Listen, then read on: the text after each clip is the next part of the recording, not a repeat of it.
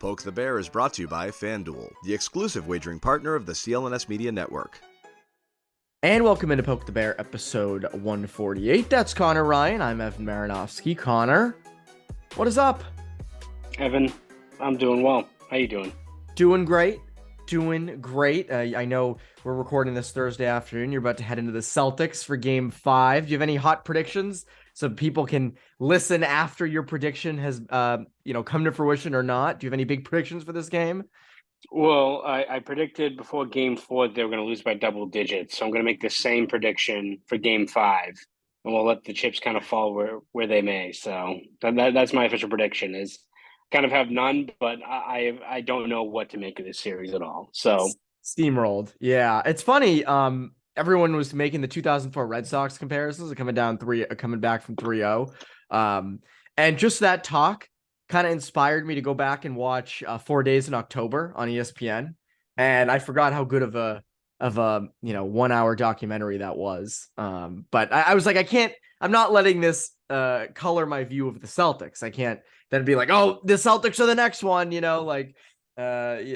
get the injuries to these guys. Maybe that helps them or something. But I don't have much hopes. I don't have much expectations, but we'll see if they pull out Game 5. You know what team did win a series and move on to the championship? The Florida Panthers. Oh, the Florida yes. Panthers. I feel bad for anyone that decided to stop watching hockey or fell asleep after Game 4 of the first round, because I think they'd be pretty stunned when they came to and saw, oh, wow, the Panthers have won. I think it's 11 of 12. Hey, by the way, the Bruins are the toughest out. Solace, the Bruins were the Bruins were the toughest out of Carolina, Toronto, and get them. Get the banner ready, Evan. Hang the banner. Best regular season in history, and the Florida Panthers toughest out in the playoffs so far. And the question is, are the Panthers a team of destiny? Did you run into? I don't remember who tweeted it. It was someone from the NHL. They tweeted that the Panthers had the lowest amount of time in the playoff picture during the regular season of any playoff team or any team that went to the Stanley Cup final other than the 2019 Blues. So, but are they a team of destiny? I mean, you look at just how they've been able to orchestrate this thing from being, as you said, out of the playoff picture. The fact that the fate wasn't really in their hands, and this, if the dipshit Penguins managed to win a home game against the crappy Blackhawks, they wouldn't even be in. Like, that's all that they. Did you catch that athletic story about the Penguins? Yeah, of how much of an absolute jabroni Ron Hextall is, and who could have seen that coming? Yes, yeah, exactly. Crazy how that works. But I think you look at just how much had to go right for them just to get into the playoffs. And then, I mean, where they were from being down 3-1 to the Bruins, a minute away from getting bounced in a Game 7 on the road, and how they've been able to reel off, as you said, 11 of 12. But it's also not like they've been like, you look at 11 wins in 12 games and you're just steamrolling everyone. But they're also like coming back in games. They're winning games in overtime. I mean, we know how long some of these games have gone on. They've gotten the chances to go their way, and they've scored. Bobrovsky stepped up in a big way after being, as the kids say, mid for pretty much his entire time in Florida. So you have to tip your cap to Florida on what they've done and the fortitude they've had to get through this grind of being the underdog time and time again.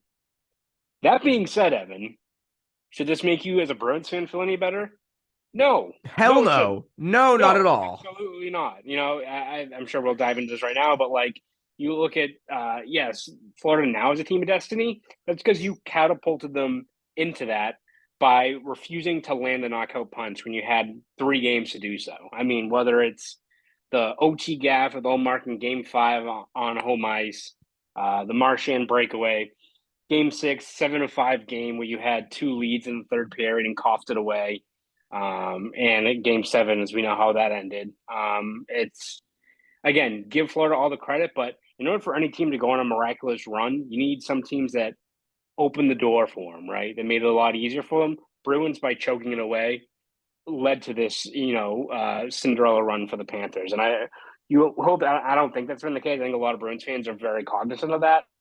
They're well aware of the fact that you look at this road that Florida's been on, Bruins just as easily could have been on that same road, whether it's playing the Maple Leafs, who again, very good team, but you look at how Samsonov fared in that series. You had to turn to Joseph Wall in that game. You look at Carolina, which again, I think people mentioned them at a deadline not doing anything. They needed some, guys that could finish plays.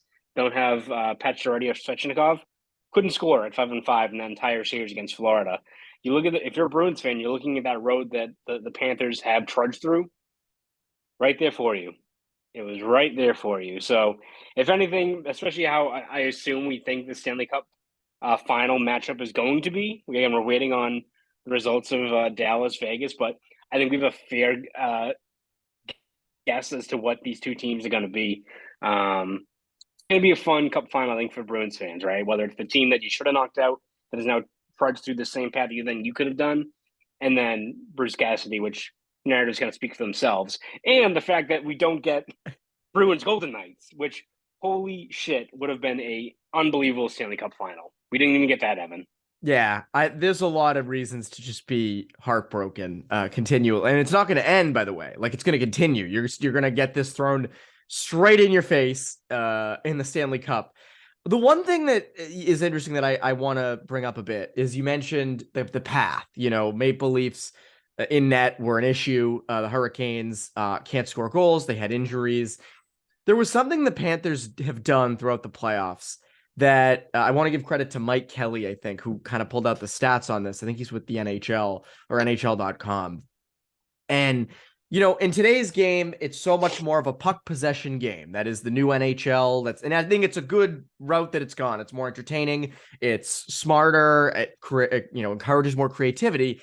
The playoffs, though, can be a car crash. I mean, the playoffs are a different animal, as you've seen, and as the Bruins' best regular season team went in the playoffs, wilted like it was nothing. But there's one thing the Panthers have continued to have picked back up and have done, and it's dump the puck out of their zone and dump the puck in the other zone, and eliminating these chances for mistakes, turnovers in the neutral zone, things like that. Now, I'm not saying teams need to go back to that, but it's clearly worked for them. And I think they sort of embraced the whole idea of, hey, our defensive unit with Mark Stahl playing a fair amount of minutes and Radko Gudas playing a lot of minutes and, not being very deep, we can't do what the Bruins were able to do in the regular season. And we can't do, the Maple Leafs, the high-skilled, Maple Leafs and the way the Hurricanes play. And yes, they got a lot of puck bounces, and that sort of helped, right? Like, that eliminated their ability to make mistakes. Now, again, I'm not advocating for it, but I think it's an interesting point of that's kind of been a big reason, I think, why they're in the Stanley Cup final now, because they took out those three teams that were much better than them because they played like that. Yeah, it's almost like that's what good coaching does, right? Is it addresses your flaws? Yeah. It addresses your flaws. And again, I think you don't have to be a hockey savant or anything to look at their decor and be like, is this the most talented team on paper? Hell no. Not even close. Not even close. But that's good. That's good coaching, is finding areas and implementing a system where you're playing to your team's strength. You're negating risks or ways your team can be capitalized against. And you've seen it. Yeah, is it the flashiest style? Is it the most up to date style in terms of how to operate? No, but it works for what that decor is. And again, you've seen it. This isn't like it's a team that's trading chances or anything like that.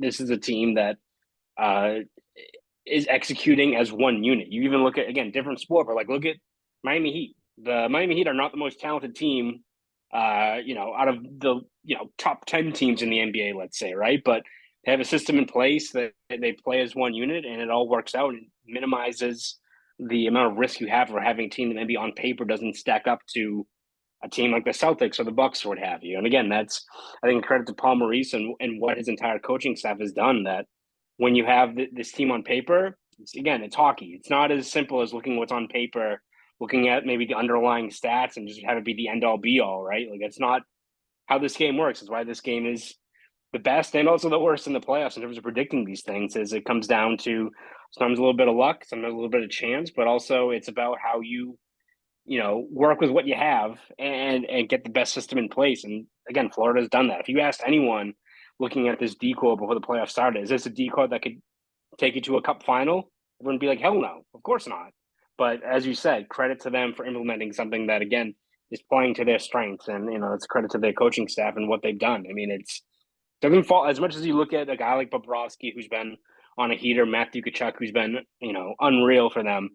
So many people have to pull on that same rope to get to this point. And so far, there really hasn't been any weak link on a Florida team that has proved many people wrong over the last month and a half. That has a lot of players who could have been the weak links. And I mean, you just, again, I look back at, and the guy Mike Kelly tweeted out kind of like a 3-minute clip of, the stats of dumping the puck out and dumping it in. And even brought up Paul Maurice's introductory press conference last year. Now that's a team, and we'll get to their general manager in a second because he's up for a similar award as Don Sweeney, but that's a team that made a ballsy move. I mean, they had Andrew Brunette in there, said, we don't think he's fit to be the head coach, brought in Paul Maurice. Maurice gives the quote of, you can't, you don't want to put like mud tires on a Lamborghini, but you do need to know how to drive in the rain.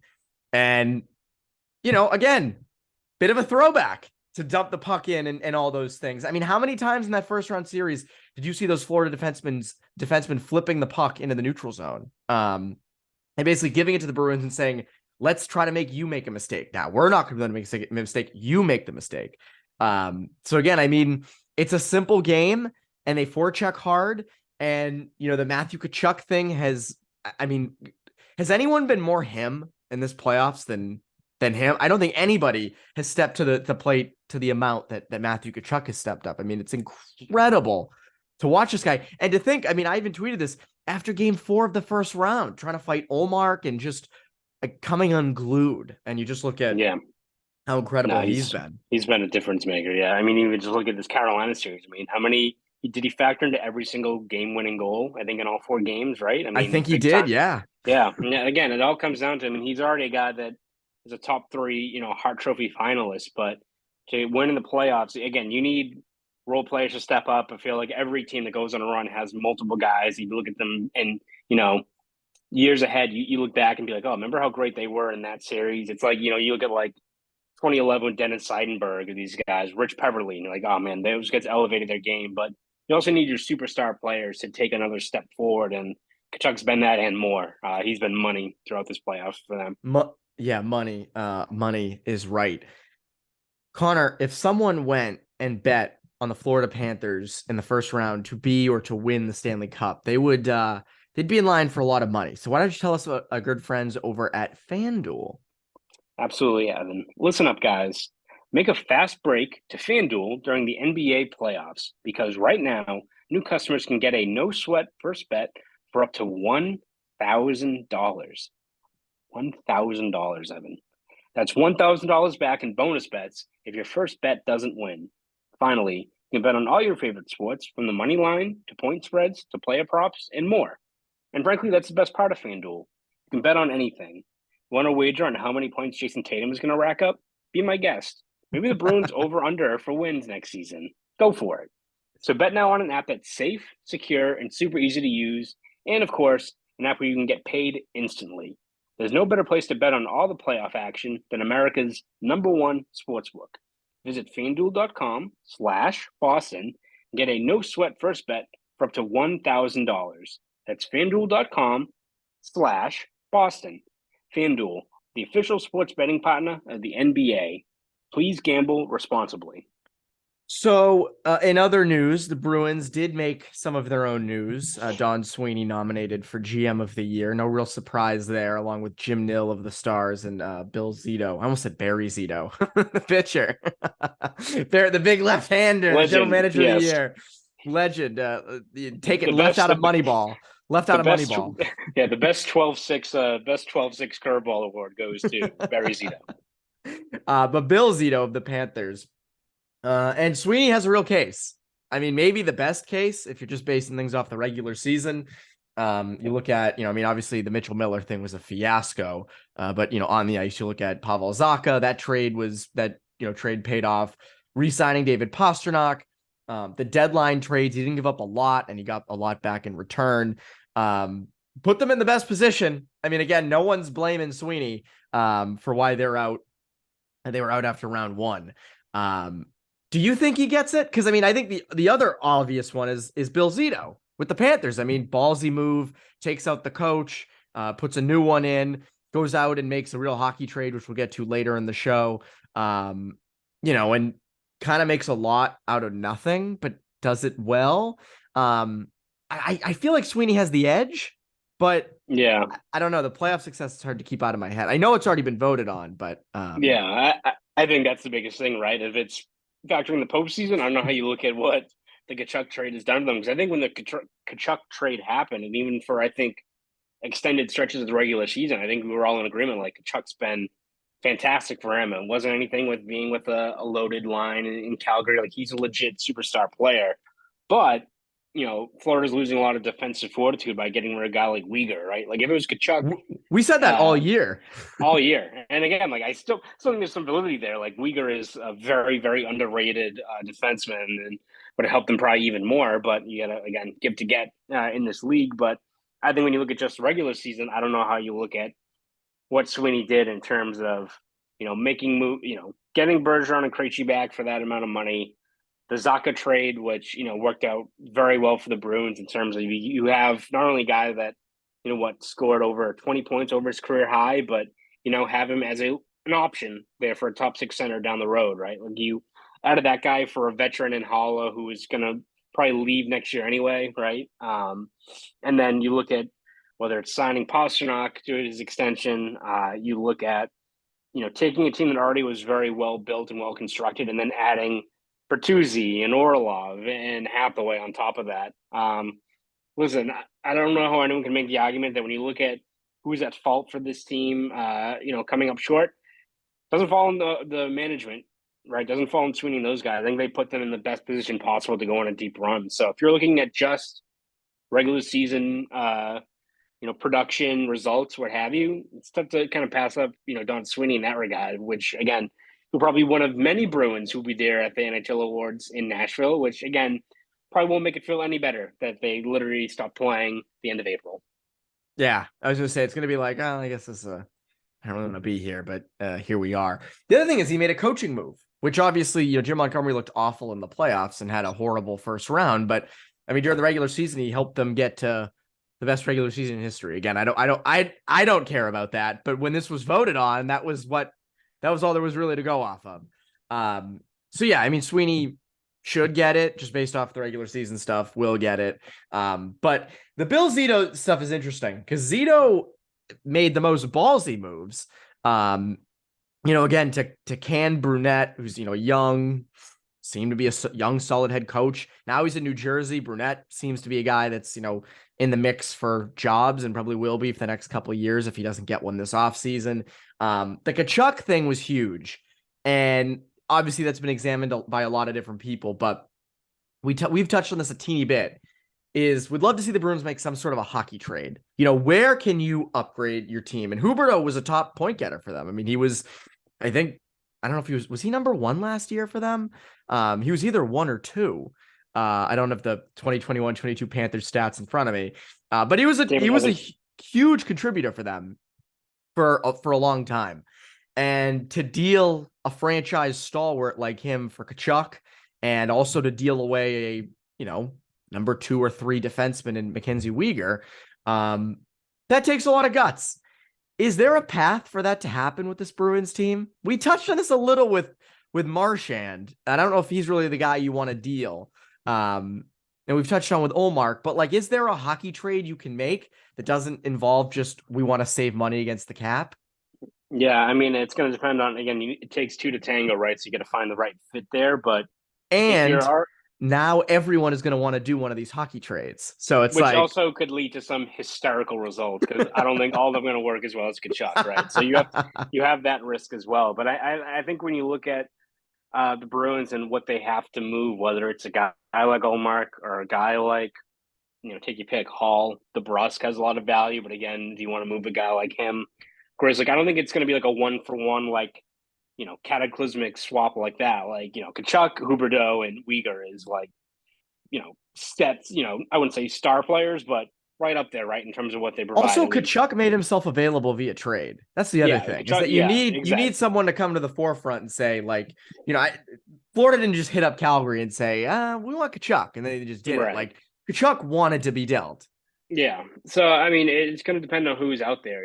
Is Winnipeg taking offers for a guy like Pierre-Luc Dubois, right? Is Arizona moving a guy like Clayton Keller, who's signed long term, but he's, is whatever the hell's going on with that Well, organization. his dad wasn't it his It's dad got in his some hot dad, his water. dad, his dad had his did not switch to his burner account, rookie move, and was pretty much like, yeah, he's not going to be back next year. Like, this is ridiculous, and the people of Tempe like made a dipshit decision. It was all this stuff, and he said he was also hacked. Which again, no, like that doesn't work anymore. It's the year of our Lord, 2023. Saying you're hacked doesn't work anymore. We know you're hacked if you all of a sudden have like an NFT chimp as your profile picture. Yes. That's how we know you're hacked. No one's out but there trying to hack Clayton Keller's dad's Twitter. Like, I want to get on there and tweet stuff. You know, like no one's doing that. Exactly. So it's going to depend on who's out there, right? Is you look at like Elias Lindholm out in Calgary, who could be a great top six center for this team. But again, it's all going to come down to what are you giving up in that regard, right? Are you moving? Again, you have to give to get. So is it Omar? Is it DeBrusk? Is it Hall, Kahlo, Grizzlick? Again, I don't think it's Bruins don't have the personnel or necessarily the guys they want to move that it's going to be like I don't think a 1-for-1 swap. But if all of a sudden you loop in like I don't know, DeBrusk and Carlo and like Lysell for someone or some like then you're talking in terms of one moving out a good amount of cap while also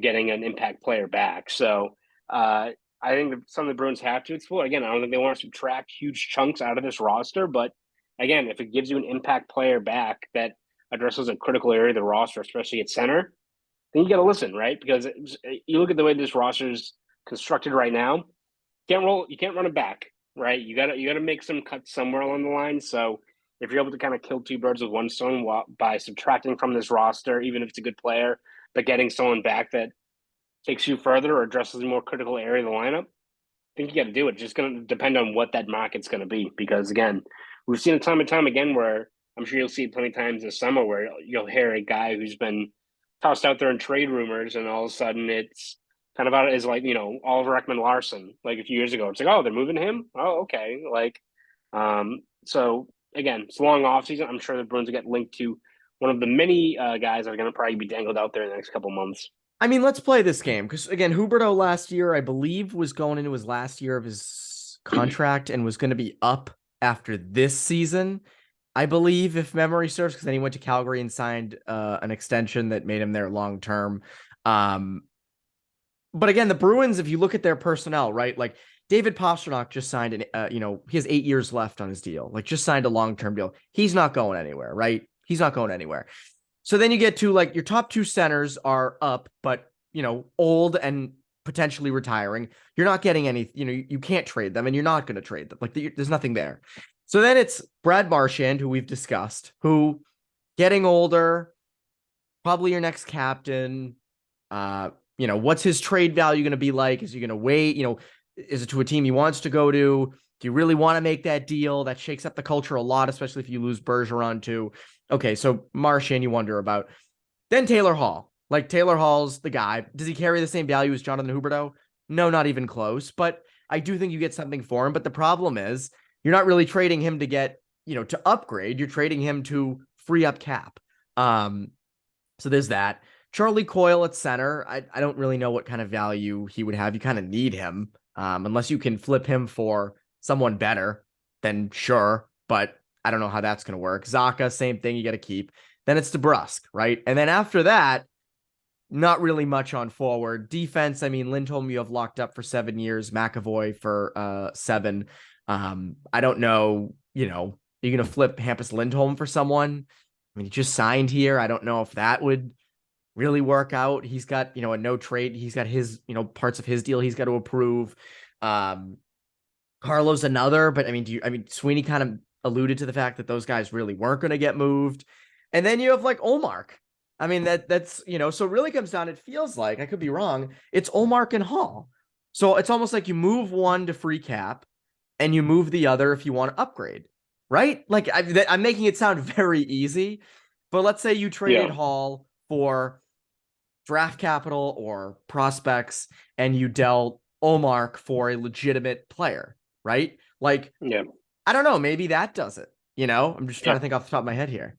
Yeah. No, I mean, whatever the Bruins have to do to get one cap compliant and also switch things up while maintaining competitive roster, those are like, 2 or 3 critical offseason things that probably a lot of teams can only fixate on one. Bruins have to do multiple things just to like not just remain competitive, but keep the engine running, right? You need to be cap compliant. You need to reload, probably shuffle some things up while also still you have a core in place that, they can't just be like, well, fuck it, let's blow it up. Like they can't. Like the core is still too good to do that. So it's all about retooling on the fly. So it's kind of like I think Ty Anderson mentioned this. It's kind of like the 2015 offseason, like where again Bruins hit a lull after that. So you don't want to have that happen. But that was an offseason where the Bruins had to make some ballsy moves, right? Like moving a guy like Dougie Hamilton and Milan Lucic. We know how that draft ended up, but acquiring first round picks and trying to start a rebuild of some sorts. Like you're going to have some situations where it's not just going to be like,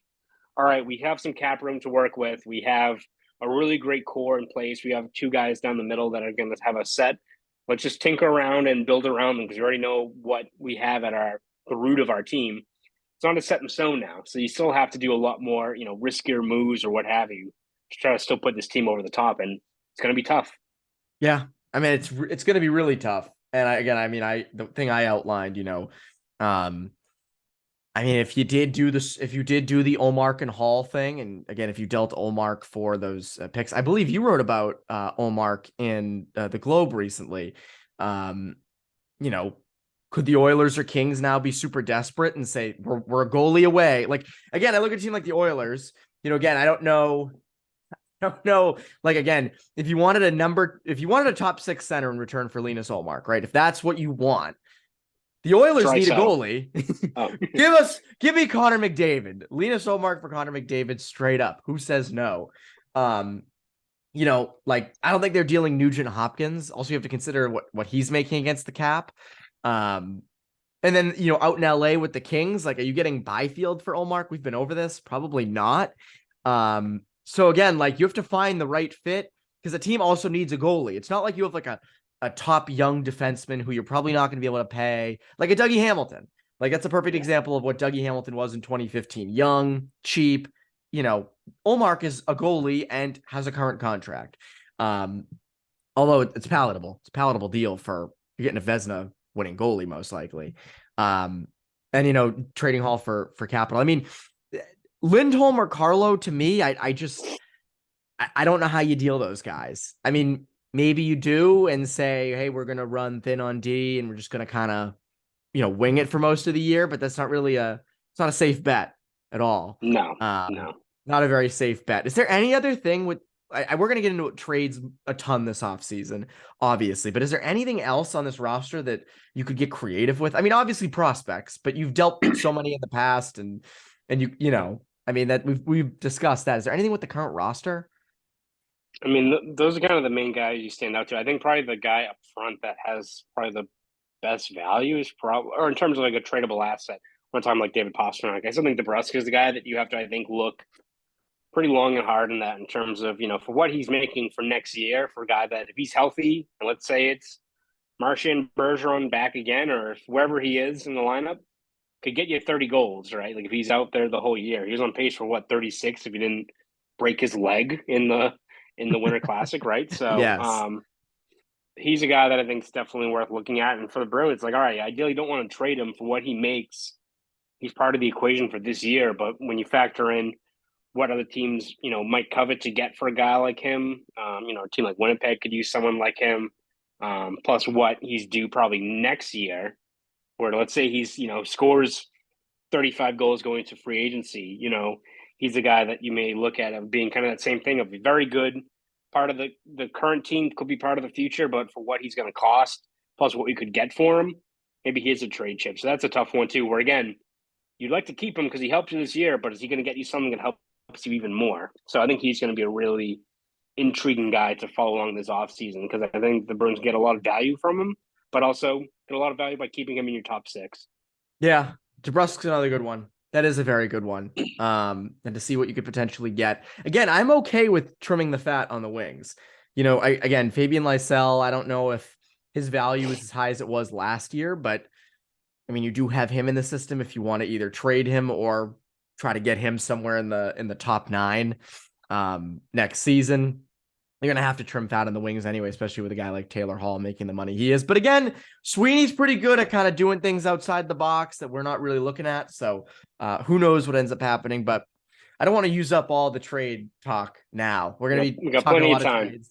Yeah, we got lots of time to talk trades. And, you know, I love seeing the trade proposals on Twitter. So those are going to continue, I would imagine. Connor, what can people look forward to from you over at Boston.com and the Boston Globe?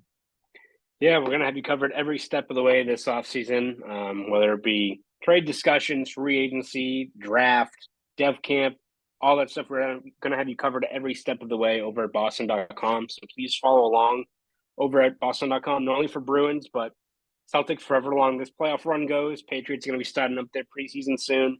Red Sox are trucking right along. So we're going to be covered on everything going on in Boston sports. So please read over there. And if you want to follow me on Twitter, you can at Conor Ryan _93. Go do all of that. That's Conor Ryan. I'm Evan Marinofsky. Poke the Bear listeners. Have a great rest of your week.